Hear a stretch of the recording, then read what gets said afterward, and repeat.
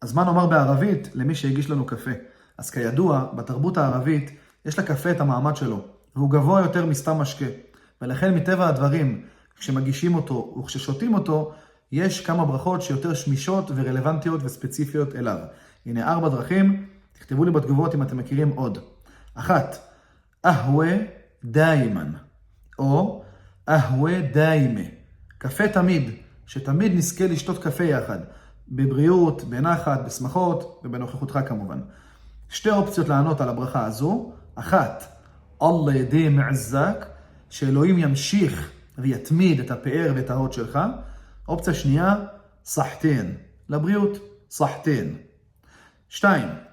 ביתכם עאמר, ביתכם עאמר, ביתכם בנוי, משגשג, שוקק חיים וברכה. 3. עמר, על אותו עיקרון, שגשוג,